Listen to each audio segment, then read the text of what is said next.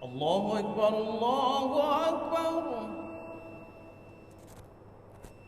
Tapi adalah pelajaran penyelesaian masalah perbedaan-perbedaan pendapat.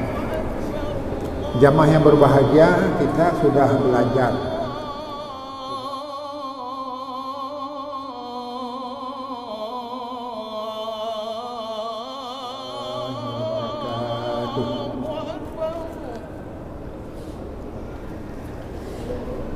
Alhamdulillahilladzi qad akhraja nataijal fitri li arbabil hijab wa hatta anhum min sama'il aqli kullahi hijabin min sahabil jahdi. Namaduhu jalla alal inami min ni'matil imani wal islami. Jamaah yang berbahagia, saya baca pengantar tadi, yaitu khutbah sebuah kitab yang bernama Idahul Mubham, yaitu kitab-kitab yang mempelajari tentang cara-cara menghilangkan yang ragu-ragu. Menghilangkan yang ragu-ragu ini adalah kaitan dengan ilmu mantek. Ilmu mantek adalah ilmu yang khusus dibuat oleh para ulama dan tokoh-tokoh yang ahli bidang ini, adalah khusus untuk meluruskan hati dan menguatkan pikiran. Maka disebut wa ba'dul mantiqu lil janani nisbatuhu kan nahwi lil lisani fa ya'simul afkara an ghairil khata' wa andaki kil fahmi yaksiful hitam. Artinya ilmu mantek ini ilmu meluruskan hati, memperkuat pikiran, sebagaimana meluruskan lidah kita dalam membaca kitab dengan ilmu nahwu. Ilmu mantek fayaksimul afkara min ghairil khata'. Ilmu mantek ini adalah memelihara, menjaga pikiran daripada salah yang keji, dan dia mengajarkan andaki kil fahmi, pemikiran yang salah halusnya, dan membuka semua yang tertutup. Ini mukadimah. Ini mukadimahnya barangkali ada kaitan dengan apa yang kita uraikan pada malam hari ini sedikit, karena pelajaran kita bukan pelajaran ilmu mantek, tetapi adalah pelajaran penyelesaian masalah perbedaan-perbedaan pendapat. Jamaah yang berbahagia, kita sudah belajar beberapa malam, beberapa kali, yaitu tentang perbedaan pendapat. Ada yang baik, ada yang tidak baik. Yang disebut ada yang tercela, ada yang terpuji. Maka karenanya bagaimana menyikapi sekarang? Menyikapi sekarang adalah semuanya sebenarnya kalau diletakkan pada tempatnya tidak ada masalah apa-apa. Ibaratnya seperti orang berada di gunung melihat mobil berjalan dari jarak beberapa kilo. Di jalannya kalau kita melihat ini akan ketabrak, dari jauh seolah-olah ketabrak, tapi berhubung sudah ada jalur masing-masing tidak jadi ketabrak. Maka dengan demikian ilmu yang meluruskan ini adalah ilmu mantek. Maka karenanya salah satu cara ilmu mantek ini diantaranya adalah untuk memilih mana yang baik dan mana yang kurang baik. Karena pada dasarnya setiap informasi, setiap ilmu yang kita peroleh, setiap pengalaman yang kita rasa itu bisa benar dan bisa salah. Maka karenanya salah satu ilmu mantek ini lebih dahulu jangan menganggap kita yang paling benar, orang lain salah, tetapi bagaimana juga bisa salah dan bisa benar. Maka disebutlah dalam ilmu mantiq itu mahtamala sidqa bikadhibil jara. Mahtamala sidqa bikadhibil jara. Dalam kitab itu ini sudah tidak diterangkan lagi. Bainahuma qadiyata wa khabara. Jadi informasi yang pertama-tama kita jangan menganggap dulu itu yang paling benar. Ini sangat berguna kepada ilmu membahas situasi, memilih bagaimana kondisi sekarang, bagaimana akan lebih baik atau tidak baik. Maka kedua-duanya wajar saja. Oh, akan lebih baik, itu satu, dan mungkin akan buruk. Demikian pula kondisi kita akan ke depan, apakah kita akan lebih taat atau tidak, apakah kita akan memahami, akan diberi kelebihan sesuatu atau tidak. Maka kesemuanya itu salah satu di antaranya adalah informasi, dikaji informasi. Maka pada malam hari ini kita akan mencari solusi di antara dua pola pikiran yang sudah ada, di antara dua pendapat ulama yang sudah ada. Ada yang terpuji dan ada yang tercela. Sebenarnya kedua-duanya itu benar. Mungkin pada orang yang menyatakan benar juga ada salah. Mungkin pada orang yang menyatakan salah juga ada benar. Maka dengan demikian tidak ada sesuatu yang bisa dipastikan kecuali Al-Quran, hadis. Itu karena wahyu. Karena wahyu itu adalah sudah pasti dia benar.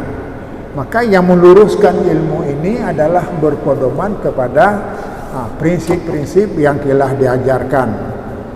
Jadi dengan demikian di antaranya yang perlu kita pelajari asbabul khilaf, sebab-sebab perbedaan pendapat yang kita kaji. Jadi kalau kita menterjemah, saya membawa ini kitab yang besar sekali, jadi tidak sempat dibaca, yaitu tentang ikhtilaf, sekitar masalah ikhtilaf, kesadaran kita, solusi dalam menghadapi perbedaan-perbedaan pendapat. Salah satu di antaranya jamaah yang berbahagia, ketika kita menerima informasi maka diletakkan dulu pada tempatnya. Sebab apa pendapat itu kita terima, dan sebab apa suatu pendapat tidak layak diterima. Maka karenanya kembali kepada prinsip agama kita, yaitu ada pedoman yang abadi. Apa? Yaitu Al-Quran dan hadis. Al-haqqu min rabbika fala takunanna minal mumtarin. Kebenaran dari Allah dan jangan sekali-kali ragu. Jadi dengan demikian ada sebuah tuntutan, harapan kepada umat Islam dalam mengkaji berbagai masalah harus melihat dulu bagaimana petunjuk Allah Subhanahu wa taala sebagai seorang muslim. Karena apa? Dengan menerima petunjuk Allah berarti sudah menerima sesuatu bekal yang mampu menjawab berbagai tuntutan dan tantangan. Jadi dengan demikian kesempatan malam ini kita mencoba sedikit membahas bagaimana solusi dalam hubungan dengan perbedaan-perbedaan pendapat itu. Satu di antaranya yang timbul di tengah-tengah masyarakat. Nah, ini kita mengkaji hubungan masyarakat. Masyarakat ketika khilafiyah, kita berbeda pendapat di tengah-tengah masyarakat, ada berapa pendapat? Kesan pertama, orang banyak atau orang awam berpendapat, orang yang berbeda pendapat karena tidak ada ilmu, karena bodoh. Ya, karena bodoh. Meskipun kadang-kadang itu belum tentu benar. Maka yang benar apa? yang sudah kita lakukan itulah yang paling benar. Maka ada sebuah daya yang sudah mengikat kepada kita, sesuatu yang sudah lazim kita lakukan itulah yang benar. Dan tidak mau ada perubahan-perubahan. Karena apa? Karena kita tidak pernah mengkaji hakikat sesuatu itu. Karena tidak pernah mengkaji hakikat sesuatu, maka berlakulah. Maka kita bisa melihat di tengah-tengah masyarakat, kenapa masyarakat lambat, umat Islam ni lambat memperoleh kemajuan. Umat Islam itu adalah kalah bersaing, sering tercecer di belakang. Kita ikut bermacam. Pertama-tama di antaranya keterbatasan ilmu, wawasan. Bukan saja ilmu umum, tetapi juga ilmu agama. Kita terbatas mempelajari ilmu agama. Karena keterbatasan itu, maka lazimnya agama pun sebahagiannya kita tinggalkan. Kenapa kita tinggalkan?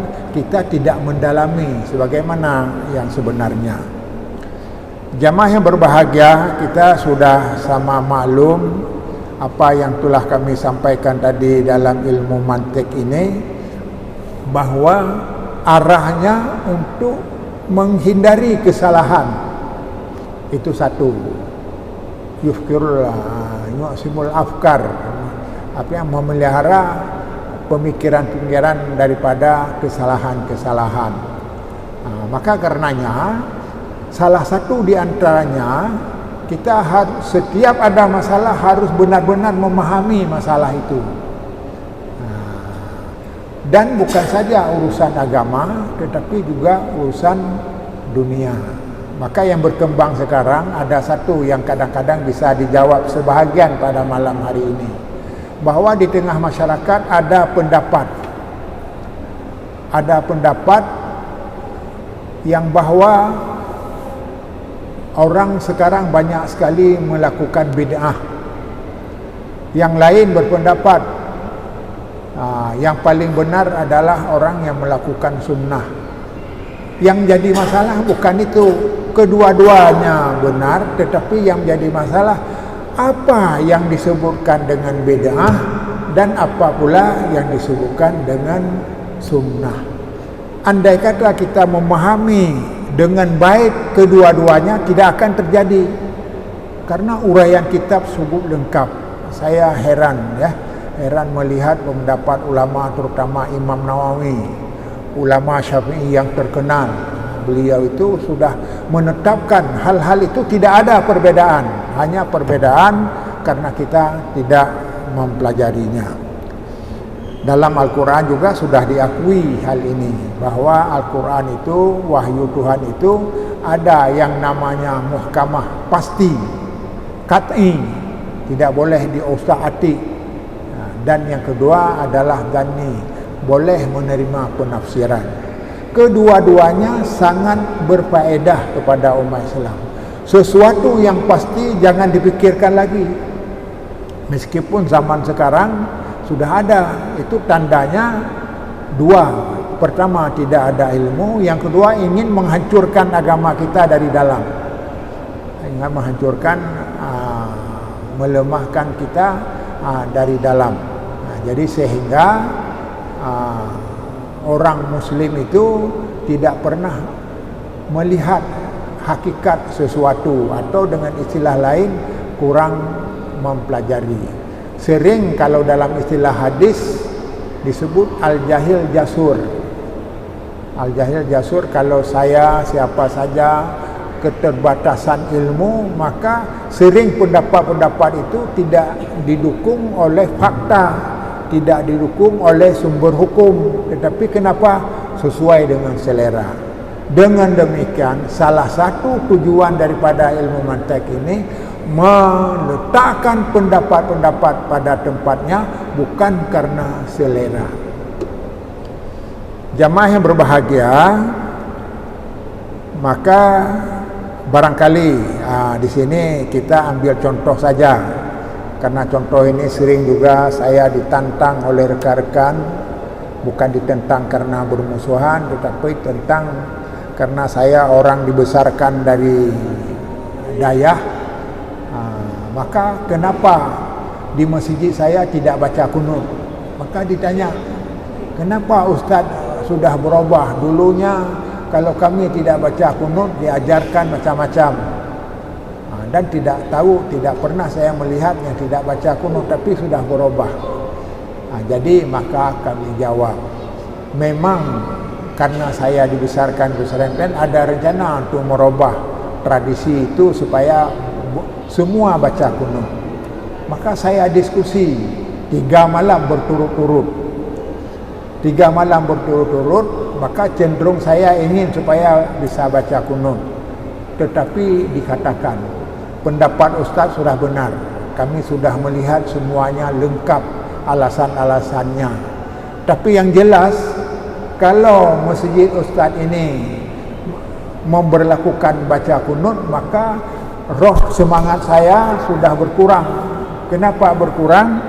Karena sebelum ini kami menganggap bahwa masjid Oman ini adalah masjid seperti di Mekah, di Madinah. Di sana tidak ada kunut, tidak ada, di Mekah juga tidak ada. Maka seolah-olah kami datang ke sini adalah seperti datang ke sana. Maka itulah kami jauh dari, ada yang 7 kilo, ada yang macam-macam, sehingga jamaahnya banyak. Maka kami memberi penjelasan bahwa ini adalah menghormati guru kami. Kebetulan guru kami yang membina kampung itu bukan saya, tetapi yang membina adalah guru saya, guru dari IAIN, dosen IAIN, dan beliau memang cukup teguh dalam bidang ini dan selalu menjaga sampai sekarang masih berjalan apa yang telah ditetapkan oleh keberadaan beliau. Maka karenanya saya menghormati pendapat yang sudah berkembang, yang tidak bisa dirubah begitu saja. Maka pada waktu itulah kami membahas secara lengkap. Saya membaca beberapa kitab tentang kunut. Kenapa orang mempertahankan kunut, kenapa tidak? Maka masing-masing ada pendapat. Satu di antaranya yang menyatakan kunut karena hadis Nabi, kana Nabi yakunutu fi suwihi hatta farakat dunya, bahwa Rasulullah sallallahu alaihi wasallam selalu berkunut pada waktu subuh hatta farakat dunya, sehingga beliau wafat. Itu kan sudah jelas hadisnya. Tapi kenapa tidak dipegang hadis ini? Ulama yang berpendapat seperti hadis ini sedikit sekali. Bahkan di negeri tempat lahir, tempat Rasulullah menerangkan hukum juga tidak membaca kunut. Jadi dengan demikian, apa sebabnya? Karena hadis itu dianggap lemah, karena perawinya. Kemudian kalau lemah kan tidak ada masalah. Tetapi ada yang berpendapat bahwa membaca kunut itu tidak dilakukan oleh Nabi, maka dia disebut dengan bid'ah. Maka karenanya tidak dilakukan. Dengan demikian, jamaah yang berbahagia, perbedaan pendapat itu wajar saja terjadi. Tetapi permasalahannya timbul perselisihan karena kita tidak tahu latar belakang.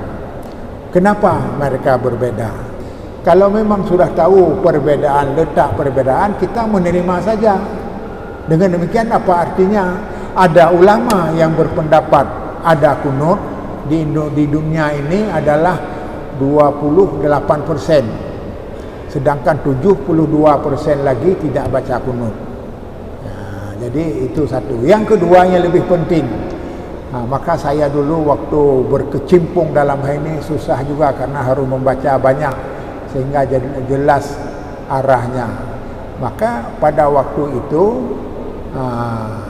diterangkanlah salah satu sumber hukum dalam mazhab Malik yang berlaku di Arab Saudi adalah pendapat yang menyatakan kunut tidak ada. Maka karenanya sampai sekarang salah satu prinsip daripada mazhab Malik, praktek penduduk Makkah dan penduduk Madinah adalah terikat apa yang dilakukan oleh Nabi. Nabi besar dalam hukum, membesarkan hukum itu di Madinah.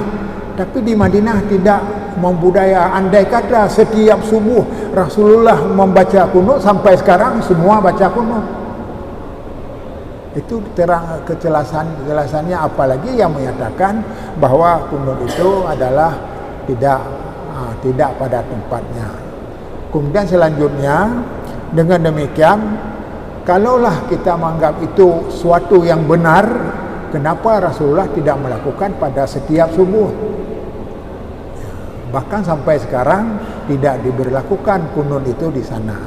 Kita jelaskan. Yang lebih penting kami terangkan, karena itu sudah demikian fanatik dan sudah terikat, maka Pak jamaah menyatakan menyesingahkan mulai baca kunut kamu hendak jali kena. Kanu nak masjid rawang idih dan sebagainya. Man mejak kena sabar lagi mejak Makkah dengan Madinah. Kaki musyawarah lah menyamanan bet dagang guli atau yang kena. Dengan demikian ada sebuah kesimpulan, sesuatu yang sudah terikat dengan masyarakat tidak perlu diutak-atik lagi kalau tidak menyimpang.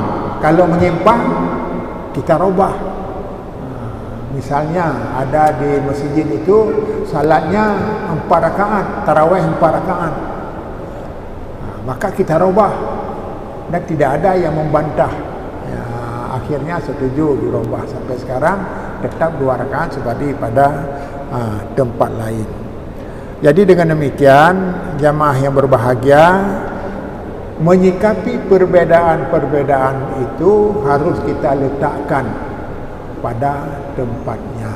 Salah satu pola daripada hukum Islam adalah terikat dengan nas. Apa arti nas? Terikat dengan dalil. Apa arti dalil? Terikat dengan Quran dan hadis. Jadi dengan demikian, kenapa ada orang berbeda di sini? Karena dalilnya dimungkinkan. Misalnya sekarang ribut dengan masalah bid'ah, bukan bid'ah. Kenapa ribut? Karena kita tidak membaca selengkapnya. Sebenarnya tidak semua yang tidak dilakukan oleh Nabi itu bid'ah. Itu sudah kesimpulan tetap. Jangan semuanya yang tidak dilakukan oleh Nabi bid'ah. Akhirnya dunia ini penuh dengan bid'ah-bid'ah karena banyak yang tidak dilakukan oleh Nabi. Masjid ini banyak bid'ahnya karena Nabi tidak seperti ini. Pakai masjid mic ini juga tidak ada pada Nabi. Apakah ini bid'ah? Maka disimpulkanlah berdasarkan bacaan-bacaan yang masalah bid'ah itu masalah agama, bukan masalah dunia. Kalau masalah dunia yang tidak diatur oleh agama, silakan saja. Bagaimana membangun masjid, potongan masjid dan sebagainya. Apakah masjid ini karena Masjid Aqsa itu ada diperkirakan dihancurkan, kita buat seperti Masjid Aqsa dan sebagainya. Jadi dengan demikian, jamaah yang berbahagia, dalam kesempatan ini kami ingin menyampaikan perbedaan-perbedaan terjadi adalah disebabkan kita tidak memahami pendapat orang lain. Tetapi kalau kita memahami, tidak akan ribut lagi. Sebagaimana tidak pernah ribut antara imam mazhab. Imam mazhab tidak pernah ribut satu dengan lain.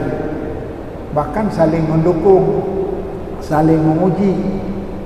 Justru ini Imam Syafi'i mungkin sudah saya sampaikan kemarin, datang ke negeri penduduk Imam Malik. Kemudian di sana beliau tidak membaca kunut. Imam Hanafi tidak membaca kunut. Maka diproteslah oleh pengikut Syafi'i. Kenapa tidak dibaca kunut sedangkan anda sebagai imam? Maka dijawab, di sini ada ulama yang sangat alim yang sudah wafat dan kuburnya ada di sekitar ini. Saya menghormati. Jadi kalau dulu bukan saja orang sesama masih hidup, yang sudah meninggal pun dihormati. Dan inilah roh Islam. Maka karenanya perbedaan pendapat ini akan selesai kalau orang sudah sadar. Sadar apa? Di mana yang harus berselisih dan di mana pula yang pun tidak perlu berselisih. Dan dengan perselisihan ini pula akan merugikan umat Islam itu sendiri. Sering kita diadu di antara sesama. Salah satu di antaranya adalah masalah hukum ini. Maka kalau kita kaji, Bapak-bapak sekalian, saya sebenarnya ada sesuatu yang memang ragu. Bahkan kalau dengan bahasa lain, saya bukanlah orang kuat, orang lemah ilmu dan sebagainya. Apa artinya? Bahwa kalau kita mempelajari sekarang dengan serius, kita banyak harus merubah diri. Merubah untuk apa? Untuk lebih bagus, untuk lebih baik, dan untuk lebih pasti kita mendapat pahala. Maka sebenarnya ini ada tanya jawab di sini tidak diberikan, tapi di Mesir Oman itu diberikan tanya jawab supaya orang puas menyampaikan sesuatu, atau bapak dan ibu bisa membaca melalui radio Mesir Oman, itu ada disampaikannya. Jamaah yang berbahagia, kemudian timbul menjadi inti masalah sekarang adalah masalah bid'ah dan sunnah. Maka perlu kita ketahui bahawa bid'ah itu juga ada dua macam. Bid'ah yang mendapat petunjuk atau disebut dengan bid'atul huda, bid'ah berdasarkan petunjuk Allah. Apa bid'ah ada petunjuk Allah? Artinya Allah memberi izin melakukan bid'ah itu. Kalau rumusnya semua yang tidak dilakukan Nabi adalah bid'ah, maka bid'ah seperti itu bukan bid'ah hakikat, tapi bid'ah bahasa hukum itu bid'ah bahasa saja, definisi saja, artinya saja secara umum, karena yang baru semuanya bid'ah. Tapi ada yang bid'ah ini yang sebenarnya tidak ada masalah. Kenapa tidak ada masalah? Karena tidak menyangkut dengan agama tetap. Maka sudah satu yang pasti, sesuatu yang tidak diatur agama, apapun yang baru itu yang tidak pernah didengar pada Rasulullah dan para sahabat, tidak dilakukan bid'ah. Dengan demikian semuanya sudah tersisih. Oh, kalau demikian saya membangun rumah, saya membangun masjid dan sebagainya, itu adalah sesuatu yang tidak ada masalah apa-apa. Maka saya juga membaca pendapat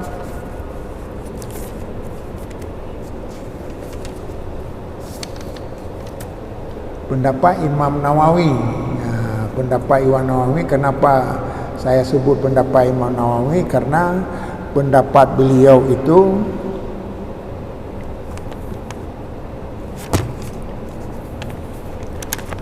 di kalangan mazhab Syafi'i adalah ulama yang paling disegani, yang diikuti. Jadi di sini ada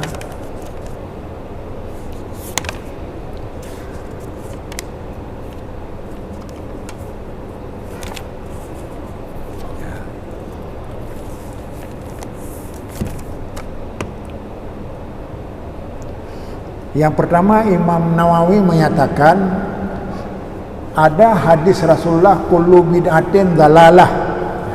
Ini dulu diterangkan supaya jelas. Semua bid'ah itu adalah sesat.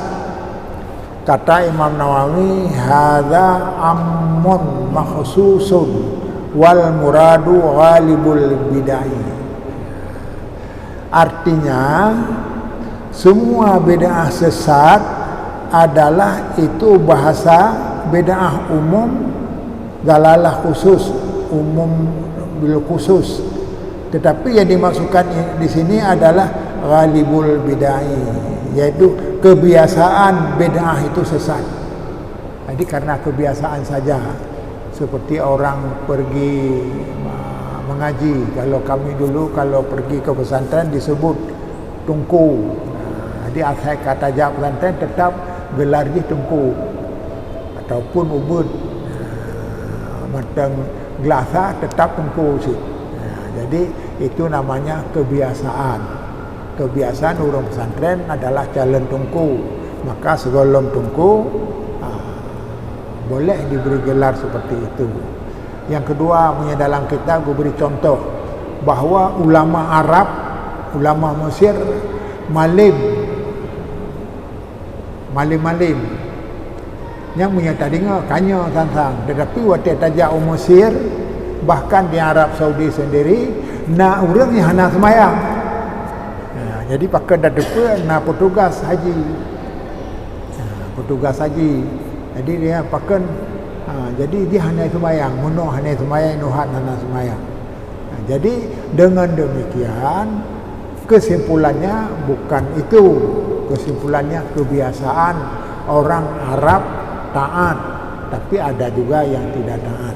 Semua yang bid'ah itu adalah sesat secara umum. Artinya kalau tidak dipilah-pilah, kalau urusan dunia tidak ada masalah. Maka karenanya cobalah kitanya periksa semenjak lahir apa yang telah lakukan ini, apakah sesuai dengan sunnah. Bahkan salah satu di antaranya adalah pusunat. Kitanya pusunat hanya dia SMP kalau 4. Tapi di Arab ini waktu lahir pusunat. Maka karenanya jamaah masjid hanya masalah karena dia sudah disunatkan. Sebab pendapat yang menyatakan jihana long pusunat hanya ikut jamaah. Jadi tradisi sudah berbeda. Jamaah yang berbahagia mengkaji masalah ini, kalau kita kumpulkan seperti apa yang dikatakan oleh Imam Nawawi,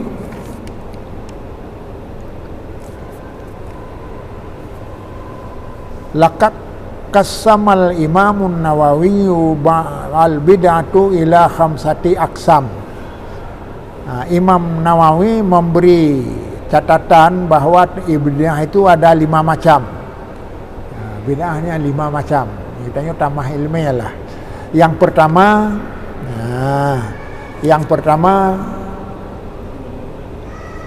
wajib. Yang kurang. Yang bina hukum di wajib. Pajan wajib ketika ulama memberi pendapat bahawa adanya hana pada Nabi walaupun urusan agama, tapi hukum di wajib. Mungkin yang lebih contoh mudah terbanyak tengok masalah wajib adalah transportasi. Dalam Al-Quran transportasi kuda dan berjalan. Jalan kaki dengan kuda, 2 macam. Mamanya tajak dengan jalur, tajak dengan kapal laut, tajak dengan pesawat terbang, yang bid'ah. Tapi bid'ahnya wajib. Bahkan wajib, hanjit tajak wajib. Andai kata kenjit wajib, maka hanya orang yang pegat kapal. Atau dengan bahasa lain, katanya tidak membenarkan dengan kapal tidak dilakukan oleh Nabi. Tapi walaupun tidak dilakukan oleh Nabi, hukumnya wajib. Bahkan sebab baru al-wasailu hukumul maqasid. Menhaji wajib, acarana untuk jak wajib juga wajib. Pendapat ulama. Yang disebutlah maka itu yang pilah-pilah akan dijawab di tengah-tengah masyarakat. akan dijawab sesuatu yang menunjang agama nyan hukum ji na 5 macam. Yang pertama wajib, yang kedua sunat al-mandubah, yang kedua sunat hukum ji pakan je sunat memang hana dilakukan oleh Nabi, tapi sangat bermanfaat dalam mengembangkan syariat ini. Dalam mengembangkan syariat, sesuatu yang dibutuhkan. Lagi yang mesti ada pegang WH ini. WH pun perlu untuk menjaga syariat Islam di Aceh. Tapi kurang-kurang tetap sunat, berpahala. Pemerintah melakukan ini adalah sangat berpahala, sehingga syariat Islam bisa dijaga dengan baik. Yang ketiga haram, bid'ah yang haram. Bahkan dalam kitab lain disebut dengan syirik. Ada yang hukum bid'ah itu syirik, bahkan syirik karena menyimpang dengan akidah. Buat hendak boleh Nabi, tapi yang tak boleh dia menyimpang dengan akidah. Salah sebuah di antaranya tamu doa bak kubu, tamu doa talaki doa bak urang kubu. Ini terjadi menjadi Jawa, pernah lun ceritakan ini. Jadi bunga watel lun jakanan di pidato lah di urang kiroi pikir lun ya minta syafaat ba kubunya, cuma ipegah karenanya kubu urang Aceh dia kunjung. Nanti kiai hadirin, nanti mungkin lah hadir kenan. Maka lu periksa lah. Dan mengipugah, hai bapak hai, nyo kubunya keramat. Kiban keramat, menyenelake doa bak tungkunya yang kamu meninggal, diterima langsung oleh Tuhan. Kepada pernah doa susah digampung nelake doa bak tungkunya. Dan ganyan langsung disampaikan buat Tuhan. Menurut pegah beri bangai bacun, mungkin dia anak teruk benar. Akhirnya bungehlah, hai nyo keturunan orang Aceh, keturunan kiai yang meninggalnya, hana adanya. Kamirah muka karena hana pernah orang ditegur lagi nya. Jadi akhir buat lun hana semayanginan, walaupun diadakan ada masjid di dalamnya. Bahkan masjidnya pun dipungut dari biaya-biaya jamaah yang hadir. Maka karenanya sesuatu yang baru hukumnya haram, panjang haram selama menyimpang dengan syariat. Maka dengan demikian akan tak kaji akan tak kaji yang menyimpang ke haram. Yang kedua makruh adab, hana sopan. Memang makruh hana fahla tak buat hana dosa tak tinggal makruh. Dan yang terakhir mubah, bebas, iaitu yang disebut dengan hukum mubah. Anta alamu bi umuri dunyakum. Nyo akan dah sambung sehingga hukum yang lebih lengkap. Nyo karena kabeh wate, mudah-mudahan ada manfaat. Dan sebaiknya para jamaah, saudara-saudara lun menyenang masalah netanyang, hana netanyang secara terbuka, netanyang rat HP je. Yang penting lun teruk kena mutamah ilmu. Karena golong tete yang tak pegahnya paling betul. Hanya saja yang tak pegahnya berdasarkan kitab yang dikarang oleh ulama. Nyok pedro ulama besar yang karang kitabnya. No matang karena wate. Wabillahi taufiq wal hidayah. Wassalamualaikum warahmatullahi wabarakatuh.